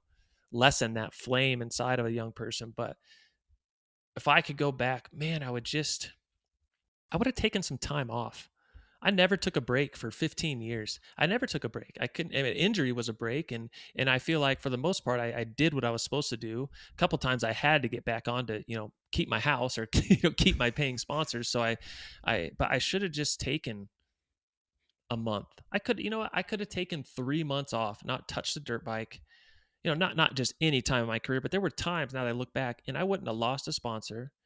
I wouldn't have lost any credibility, but that was always my fear. I always had this like paranoia about it. I've even heard RC talk about it, Ricky Carmichael, in an interview, um, and I'm like, wow, he thought like that. How could the goat think like that? And there might be people out there hearing me say that and be like, well, how could you think like that? And it's just because it's hard, dude. It's hard. There's only so many spots at Monster Energy. There's only so many spots to when I was riding for Yamaha to ride. There's only so many spots, and when you're there, you realize you can be replaced very quickly. But another thing I would say to the young bucks is I wouldn't worry about that. You aren't your value as a person or as a rider, and this area can get kind of gray here, but it's not attached to a logo or a sponsor. I've even had sponsors that when they drop me, it's like I felt something in me that I didn't think I would ever feel with a sponsorship or about a logo. It's like you can almost I, it's hard to say. I would just say, know who you are. Know that there's a lot of living left to be done after riding. Know that you don't want to have back and hip and knee and shoulder issues for the rest of your life. And if you start having those days and where you got to wake up, ice, then ride the spin bike, tape your both knees, both wrists, and an ankle to get on the bike, just take some time off. So that would be what I would say. Take some time off. I wouldn't worry about staying on top. I look back at my career now, and if I would have won X Games in my first X Games in 2004, and if I would have retired the day after that, I would still have a great life. Wouldn't have had the life I had and traveled the world, but I would have had it'd be a great life. And there's no shame, in taking a second place or a third and just living to ride another day. So that would be my best advice I could give, is just think long term. There's a lot of living left to be done when you're done with dirt bikes for good, and just take care of your body, take time off, and just be healthy. I can't believe you said the words that I've now learned. I have learned that lesson myself, Yeah. and I've probably only in the last 6 months, 12 months, kind of understood what that means. Mm, yeah. Um, I know what you and mean by that too, Steve. yeah, like it. Like you can hear it, but now once it resonates with you and you're living it and you've learned it, it's hits you different. Yeah, exactly. Like I I think I've always thought about the life and death part of it. I've always Mm, accepted, and yeah. I've always said it, and I've always thought it, that every day I ride could be my Yeah. last. We've all seen our friends and our heroes Yeah. pass away, Absolutely. and it is part of the sport, and I have accepted that. So that part never phased me at the time, and it still doesn't phase me because I was going to do it anyway. Hmm. But the reason, I don't know, but I never wanted to be the best. I was quite happy to watch you guys be the best. That I never had that drive to be the best because I knew it meant much more risk to get there, and I wasn't prepared to Yeah. put that amount of risk on myself. I was quite I'm just chilling out. I'm taking my time here, and Yeah. I'll get Yeah. there one day. And like, I mean, I was doing backflip seat grabs and Yeah. tricks that you used to win X Games gold medals 15 years before. No, I was 15 years late. you had all the tricks. No, you had all the awesome tricks, dude. Yeah. I was 15 years too late for that sort of stuff, but I did it when I was kind of ready. But I Right. also, exactly what you said about taking the time, and I did mention it before. I probably should have listened to my doctors, and that's I actually enjoyed the, like, when I broke a bone, I was quite happy. I'm like, cool. I get to have 2 months just chill out. I'm going to play some Yeah. video games. This is my little break. Yeah. But then after about a week, you're like, okay, I need to ride. And I don't even know why I rode half the shows I got back on for, like, way too soon after a broken back, or Right. way too soon after another broken leg and another broken leg and another one. Yeah. And Yeah. and I just wish I took the time off. And I thought the exact same thing you just said. I could have taken 3 months off. I could have Yeah. enjoyed There was always that things. pressure, but it was like we put it on ourselves, and I knew that at the time, but I know exactly what you're saying. Like, at the time you felt like it had to be done, but now looking back on it 10 years later, or maybe more or a little less, you're like, no, it would have Yeah. been fine. It would have totally been fine. Yeah. I But think half of my crashes were because I was mm, pushing myself when I knew maybe I was exhausted, or maybe I was not thinking about something because I was thinking about the yeah. business, and I look back and think, I put all of that on myself. That was way too much pressure. Yeah. I didn't even have a Yamaha sponsorship to lose, and I felt like I had a Yamaha sponsorship to lose. I remember doing, in Australia, we had this underground competition. I don't know if you ever saw it. It was called RFD Underground Tour, and it was just a comp put on by the riders, for the riders. We just turned up to our friends' places and we did a competition, and you put $50 in the hat, and whoever wins, they take the money, and then they were expected to pay for the beer at the bar that night anyway. So you Yeah. didn't even win anyway. But Yeah. I remember, like, we treated that like we were going to X Games. Like, we Totally. put so much pressure on ourselves, and I always look back like, why the hell did we do that? Yeah. If we just took a step back, maybe just once in a while. But then right now, in the world of freestyle motocross, there's so many really good Australian riders, and a lot So of them many. were from that era that were young and were coming through. So you don't want to put the flame out, like you said. Yeah. If you put Yeah. the flame out, then you've lost the progression. But yeah, I kind of feel like I just wish I had that little bit more balance in my life, maybe. Same, yeah, and I think hindsight's 2020. You get old, you can look back, and it's pretty easy at 37-year-old Nate to really, cut down 24-year-old Nate for what I was doing back then. But you don't know what you don't know, and like you just said, I mean, you showing up to a backyard comp and going hard. I mean, I did the same things. Like when I was getting to my first shows when I was like 13, 14. I mean, I remember thinking like these jumps were so sketchy, and I didn't think anything of it because this is happening today. I'm jumping this thing, I'm doing my biggest tricks on it, and you don't really care or think anything past that. And yeah, there's like you said, there was so many days I could have accepted the second or the third or the fifth or whatever, and just not have let it affect my confidence so much, and just almost a worry like, well, I got fifth, I won the last three contests, but I got fifth today, and now like my confidence is just shattered. Like what that and I know I remember at the time thinking of it like I knew that's not right, and I know I'm a I know who I am as a rider, but still there was always this drive to push, to do more, to ride every contest, to always win. And yeah, it's just now I look back, and guys that they might not have been reserving a little bit. They might have been pushing as hard as they could, but they had better balance, as you said, Steve.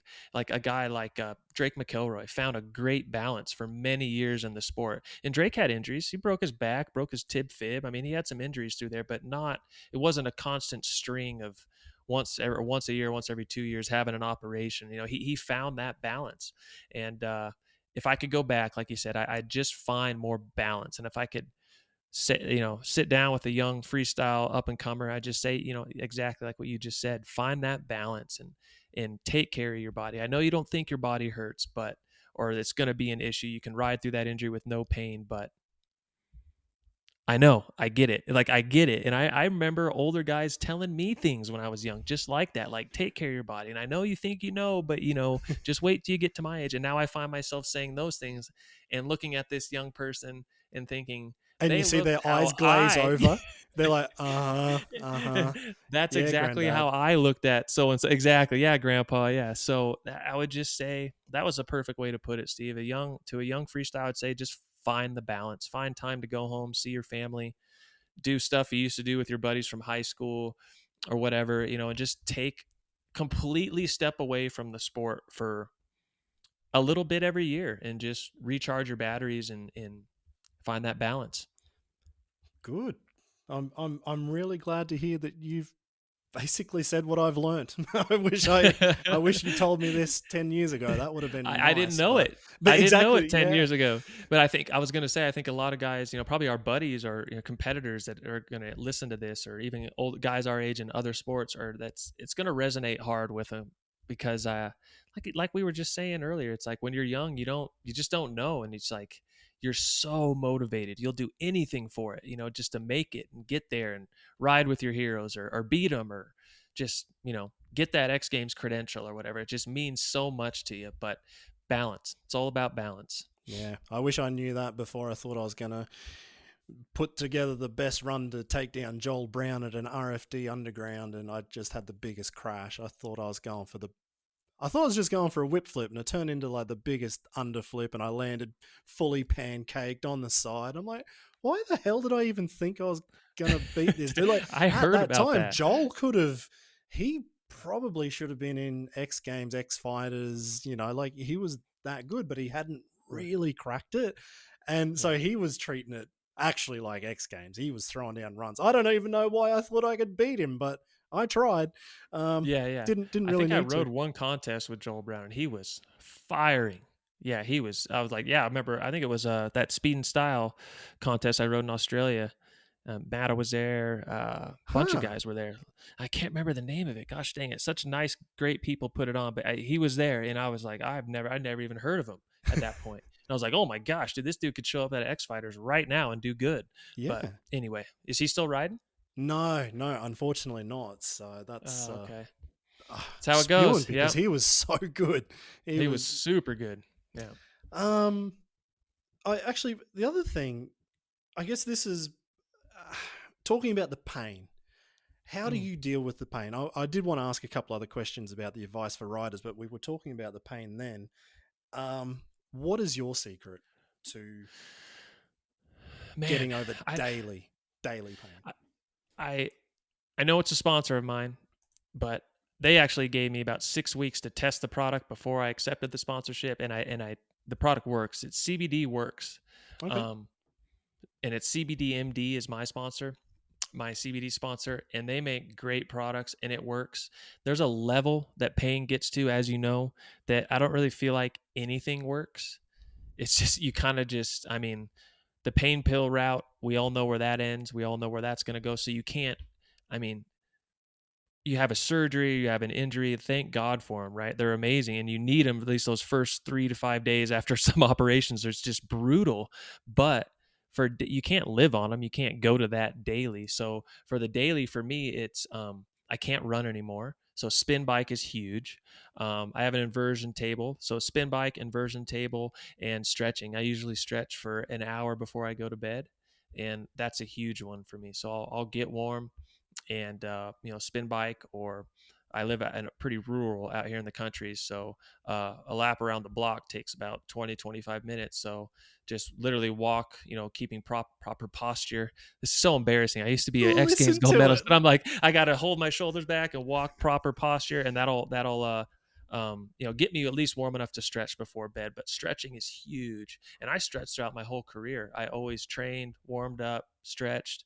But for me, stretching is if I miss a day if I missed last night stretching, I'd feel it 100%. There's a difference in the next day if I don't stretch. So, yeah, stretching is a huge one. It's still physical therapy. I mean, with my nerve damage in my shoulder, those muscles will never come back. So I pretty much have to do a little bit, 10-15 minutes on my shoulder every day, and that's how I keep it going.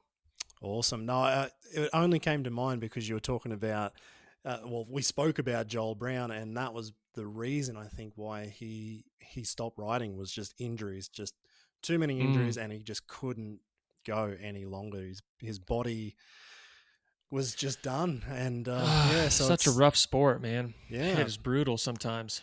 that's it. Any other tips for riders in this day and age as well? Like we spoke about the sponsorship, what you look for in riders, but Hmm. for a rider, is there something now in 2021 and into the future, like let's say the business of freestyle, should they have Yeah. some merch as a side hustle? You had gloves, which was a freaking great idea, but would you recommend riders kind of get into that? Let's say like a band. A band will make more money generally on the merch than they do on the ticket sales or CD sales.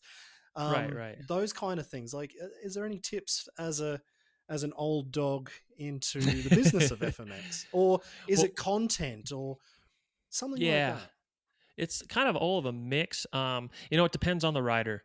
Let's say like Axel Hodges. I think he should have started his clothing company a long time ago because he had Yeah, that personality, he had the following.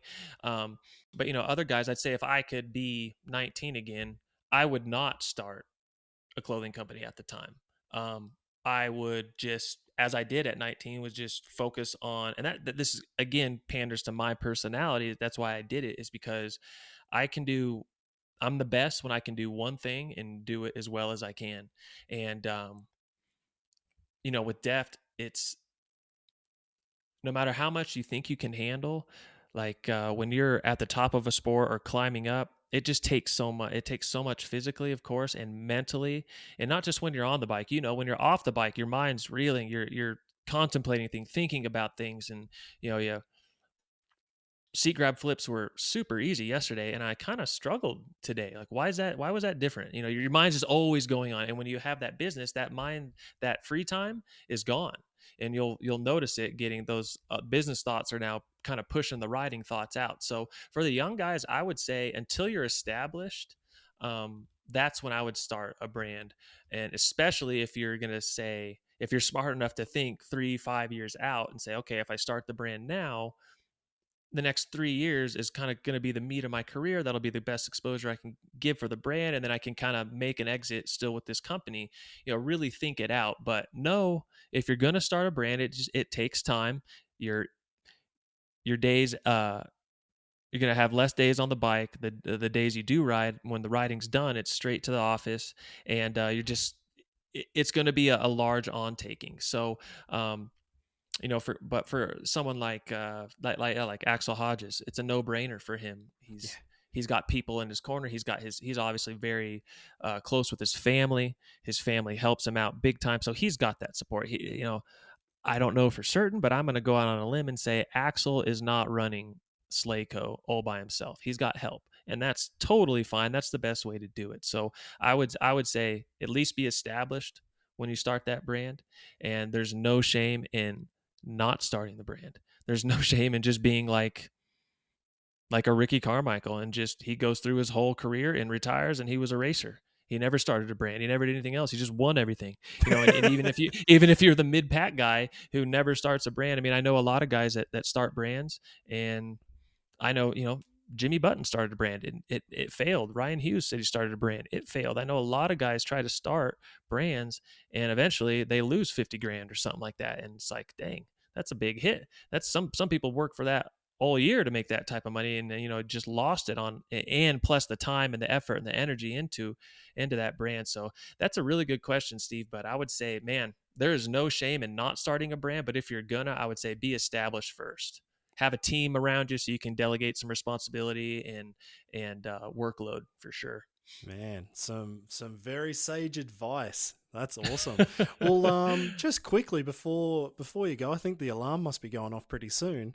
But Oh, we're all good. We're all good. how involved in FMX are you still these days? Like, you've ridden, I think, almost every brand of bike that's out there. Um, Yeah. are you still very much in freestyle motocross? Are you still riding? What's the life of Nate Adams right now? Well, I haven't ridden since my surgery in January, which sucks. But that's what I'm trying. So I'm just pushing so hard to get this shoulder healed up and get my nerve firing because it'll allow my back and hip to calm down. But I mean, with Wait, are you telling fam, me all of these photos of tricks on bikes is just like Throwback Thursday for every Instagram post? every single, I think, and I mentioned that on a few. Like every post I'm making is a throwback because I haven't ridden since my hip surgery, which is a bummer. But yeah, maybe I should make it more clear to my to my I, followers. These are all throwbacks. oh no, I could see it. Don't worry, because I am doing the exact same thing. It's 3 years now, and I'm still putting up images, Oh, and really? someone Yeah. will be like, "Oh, are you back on?" I'm like, "No, no, No no, no, deal. no, no, no, I'm not. I wish I was. This is just a throwback." Yeah. No, but I mean, I still love the sport. If I don't go to X Games for, sponsors or whatever, I'm watching it. I'm still in contact with, a handful of buddies through.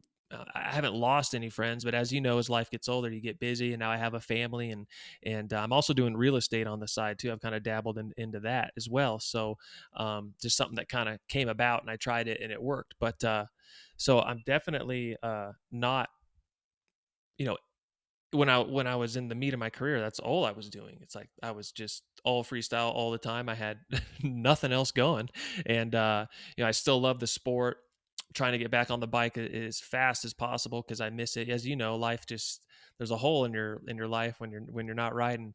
And man, I wish I had more time to be just completely immersed in the sport and up to date on what everyone's doing. But I know Taka's still killing it. He still does every trick he can do every time he rides, no matter where he rides. The dude's an animal. But I stay up with everyone as much as, or stay up on keeping up with what everyone's doing as much as possible and on every contest there is. But to be honest, it's just impossible to be as involved as it was 10 years ago. But I'll never not love freestyle motocross. It was so good to me. It was a dream come true when I was finally started, when I realized as a teenager, I'm going to make a living on my dirt bike. This is going to happen. I'm actually going to have a career riding dirt bikes, and I'll always love freestyle. But right now, time's limited on what I can dedicate to it for sure. So you're definitely a fan of the sport, almost first and foremost before you're a rider. You're a fan and you love it. I'll always be, yeah. That's cool. That's the best part to hear out of all that. I think is just that you're so dedicated to it. You're a fan. I mean, you were there from the infancy of the sport. You've pushed it. You've progressed it. You're one of the first riders to ride an electric motocross bike and jump ramps Yeah, on it. that was Um, fun. how was that actually? Just before I ask the next question about progression, how That was it bike to was jump the awesome. electric? Because I remember Different. reading that you were going to sell all your 450s and you were just, I was thinking about it. Yeah, yeah. I was thinking about just making that, whether it lasted for a year or forever, I didn't know. But it was such a bummer when Alta Motors went out of business. I thought they were going to be around forever, and I thought, you know, I there were some people that would instantly think because I was riding a electric bike. Well, I'm against gas powered bikes. I'm like, that's not the issue at all. But these things are cool, and I got a sponsorship with them, and I'm gonna ride their bike. So things about them were they weren't as fast as a 450. I'd say probably about a 252 stroke. Good They're kind of enough. they're totally good enough, exactly good enough.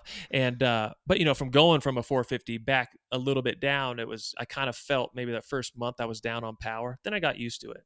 um Little things were different, like seat bounce a jump, like seat bounce a 75-foot ramp. You'd actually, instead of going like a bike length further or bike length or two further, you would actually go about a half bike length shorter. So there was Huh. certain ways to ride the bike where if you loaded it up too much weight on the lip, is like sitting down into the seat, it would actually rob it of power. So there was some things to get used to for the bike, but I was trying to plan trips to places where like you couldn't ride a gas powered Yeah. vehicle, anything, and go build some free ride jumps and do it all on an electric bike. And my mind was turning with all these opportunities I could do with it, but then they had to close their doors, so that was a bummer. But what a cool bike, man! It was awesome. Flipped, it felt great. Flipped, whipped good. Really? It was just a cool bike. Yeah. Whoa. I mean, I asked Matt Rabot the same question because he Mm, actually he came to Night of the Jumps to the World Championships and he did a full run on his electric bike that's and he awesome. he came. I don't know if he hasn't technically retired from competition, but he's like, my wife is not happy that I'm here doing this competition right now, but it was in Switzerland, it was in Yeah, Zurich. He's like, I've got to be here. gotta go. Yeah, But he's like, yeah, it's just got two wheels, and maybe the motor doesn't have any sound, but it's got two wheels and it does its job, so it's fine. totally. Yeah, And it's cool, man. It was that's a trip, cool. right? The first time I rode it, it was like, this is like really cool and easy. And I just started jumping the ramp and just started jumping around. It was yeah, easy transition onto it. Same, but different as compared to a gas powered dirt bike. But yeah, cool stuff. So if you had that foresight to say, I'm going to give electric bikes a go when people thought that you were against fossil fuels, but you're not. Yeah. Where do you see the future of freestyle motocross? This is like, where do we go from here, and how do you see it going? And is there some things we should think about, let's say for the industry or for the riders? What does the future look like to you? um, okay, barring like, let's say just the world can open back up again from, no restrictions from COVID-19 Yeah, and all that. exactly. Let's presume we're in a normal world right now. Not a messed up world. We're in a normal world. I see lots of shows, lots of tours. I think, and this is just my hunch, I could be totally wrong, but the big competitions will stay. X Games will stay, but things like Nitro Circus tours.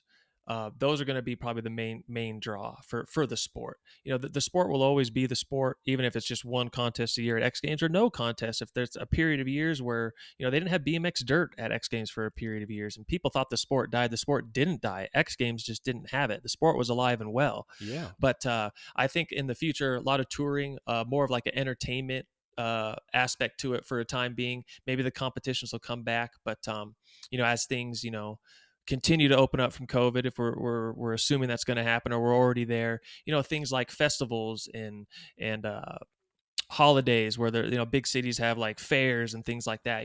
Guys can go, freestyle riders can go and be there for a week or 2 weeks or a month and have that solid paycheck. I think the sport's kind of heading there, but obviously the competition is what drives the progression, the new tricks, the bigger and badder stuff. So hopefully that X Games, those at least that one big contest stays around every year, and that keeps the competition aspect going. But I really think in the next few years, more of an entertainment aspect to the sport will be what carries it through.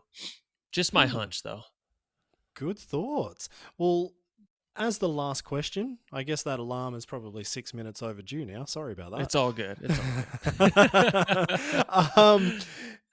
If Nate Adams was 21 right now, that sounds fun. In by 2021, the way, sounds a lot of fun. Imagine going back. But unfortunately, you have to do double backflips and front flip no-handers and the possibility of triple flips in competitions. Is Nate Adams still going to try and be number one? Would he still push it and be the destroyer? I think so. Yeah. I mean, if I could be 21 again, I mean, do I know what I know now, or am I going back 21 clean slate? Well, 21-year-old mind. That changes. That's two questions right there. Okay. There's being the smart Nate Adams, and there's being the red-blooded, I have to win Nate Adams. So if I could just go back to 21 as a 21-year-old, wipe the slate clean, just go back, have my 21-year-old mind. Yeah, I think there was no, it wasn't even that I was, when the backflip came out or new tricks, that I was scared. It was kind of just like, okay, that's what I have to do now. And that's the level. That's just where it's at. That's just kind of how the mind worked back then. If I could go back with 37-year-old brain and have a 21-year-old body, I think, I'm not saying I wouldn't learn a double flip or a front flip, but I would definitely I probably wouldn't be the first to be doing it. I'd be one of the guys that, come up, trailed up the rear a little bit, maybe a year later, learn that front flip or that double back. But yeah, but you'd be the guy at home getting it so dialed, so when you come out, it looks like you've been doing it for years. Right. Yeah, I don't want any crashes. We're going to dial this thing. I'm going to be so sick of jumping in the foam pit by the time I take this thing to dirt. But yeah, I think I would just I'd go back with knowing what I know now. I'd just be, like we said earlier, I'd just give myself more time try to stay off the ground more, not have that just pressure to be the first, the best, always, always, always. And I'd cruise a little bit more, But you'd still be on top. I'd still try. You'd still try to be on top. That's the most important thing. Man, thank you so much. It was awesome to have you on. Is it time actually for the full circle again? I don't know. Is that a 720 if we go 2 full circles? Another movie? Oh, you know what? I actually talked Rich Van Every, who filmed and produced that. We stay in touch, but even just recently, he's like, dude, let's do a number 2. I'm like, but I'm just blown out, beat up now. There you go. I'm already thinking about it. There you go. Good. Might have to do a full circle too, but yeah, it would be fun. But yeah, it's man, I'm so blessed with everything God gave me, and I had to work for it. He put it in front of me, he gave me the opportunity, and I had to work for it and give it my all. But I'm just so thankful for what dirt bikes and the sport of freestyle has given me. We talked a lot about going back, doing things different. It's hard not to look back when you get a little bit older, or especially when a door or a chapter in your life closes. It's not hard to look back and just see how you could have done it better. But in all honesty, I don't have any real regrets. It was just, I left nothing. I put it all on the table. I left nothing, no stone unturned. I reached the point.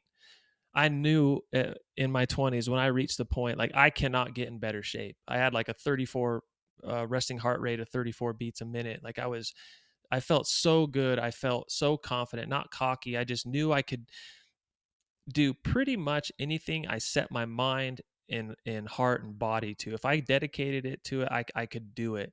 And it was just, what a blessing to be able to have that life, to have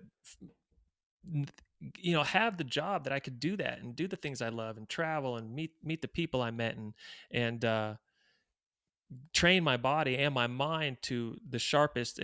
I feel like maybe someone else could be better, but I got to the peak of me, my physical capabilities. I really felt like I trained myself to the point where I was the best I could be. And even those times, you have that almost your heart stops in the air. Like when you feel your hand miss your seat grab or something and you have that big crash and for those 2 seconds, 3 seconds in the air, that felt like 5 minutes.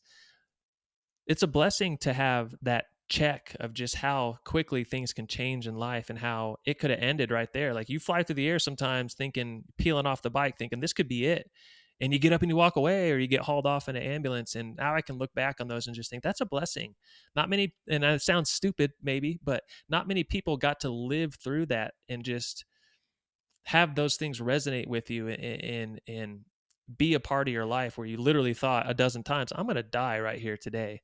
And you didn't. And just everything the sport gave me, I'm very thankful for it. And thankful for you having me on, Steve. Even stuff like this is so much fun. It's all my career's in the past, and man, it's that can be hard on athletes sometimes mentally, and just knowing it's all over, even when it's been over for years. But to have a couple hours like this and just chat with you, it means a lot, and it's a lot of fun. So thank you.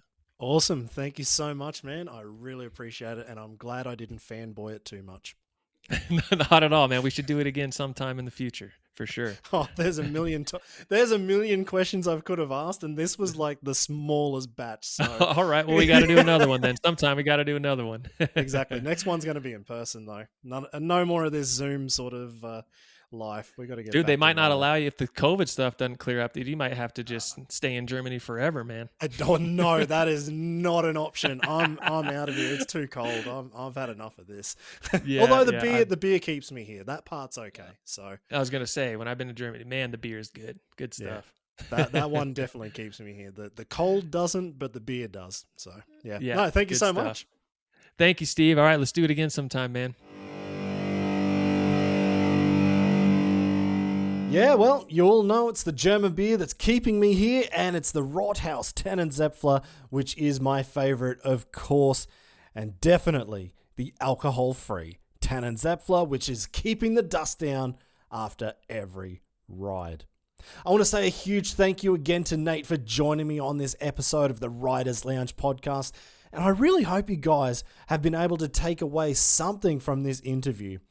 I'm even so much more impressed that still after more than a decade of running Deft Family, Nate is still kind of just a one-man band, and just how much time that must take up.